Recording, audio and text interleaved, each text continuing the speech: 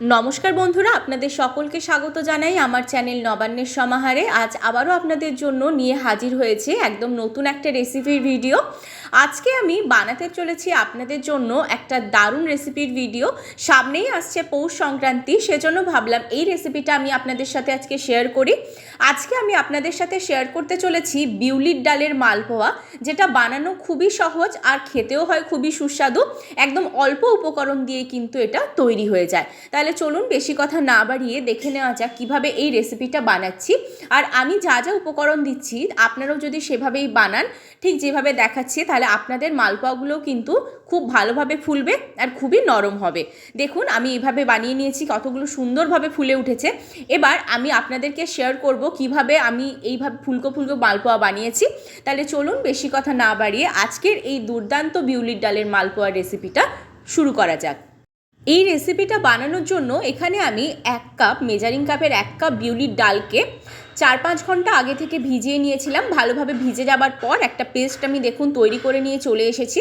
এবার এর মধ্যে আমি কিছু উপকরণ অ্যাড করব। প্রথমেই দিয়ে দিচ্ছি এখানে আমি 2 চামচ চালের গুঁড়ো, দিয়ে দিচ্ছি এখানে আমি 4 চামচ চিনি। তবে মিষ্টির পরিমাণটা সবসময় আপনারা আপনাদের স্বাদ অনুযায়ী ব্যবহার করবেন।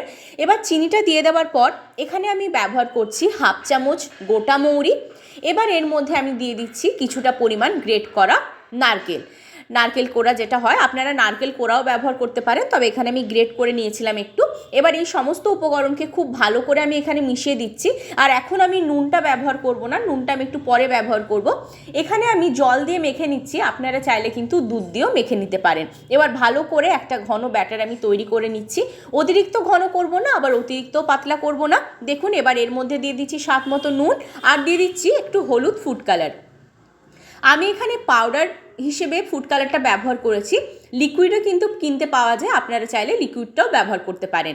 এবার ভালো করে এই সমস্তটা মিশিয়ে নিচ্ছি। দিয়ে দেখুন ব্যাটারটা আমি তৈরি করে নিয়েছি। ব্যাটারটা ঠিক এরকম হবে, এর থেকে আর বেশি ঘন করবেন না আর বেশি পাতলাও করবেন না।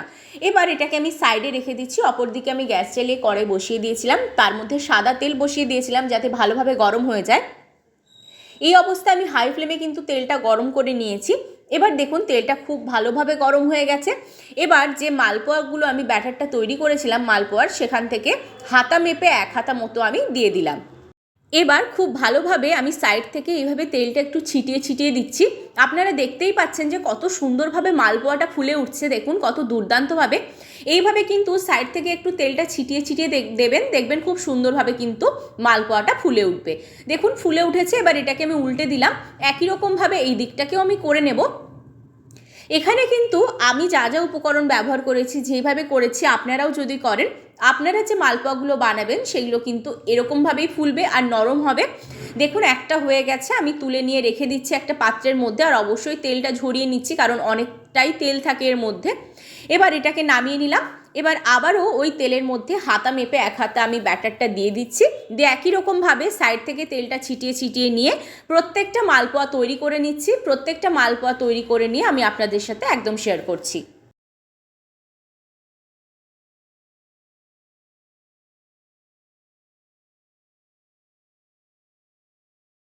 দেখুন প্রত্যেকটা আমি তৈরি করে নিয়ে চলে এসেছি। এবার এগুলোকে নামিয়ে নিলাম একটা পাত্রের মধ্যে। কতটা দুর্দান্ত লাগছে দেখুন। আমি আপনাদের একটা ছিঁড়ে দেখাবো যে কতটা দুর্দান্ত হয়েছে, কতটা নরম হয়েছে। দেখুন একটা আমি আপনাদের ছিঁড়ে দেখাচ্ছি। রেসিপিটা ভালো লাগলে বাড়িতে একবার অবশ্যই বানাবেন। লাইক, শেয়ার, কমেন্ট, সাবস্ক্রাইব করতে ভুলবেন না। নিজের আত্মীয় স্বজন, বন্ধু বান্ধবদের মধ্যে ছড়িয়ে দেবেন। ফেসবুক থেকে দেখলে অবশ্যই পেজটা ফলো করে দেবেন। ভালো থাকবেন, সুস্থ থাকবেন। আবারও দেখা হবে আপনাদের সাথে আরেকটা নতুন রেসিপি নিয়ে।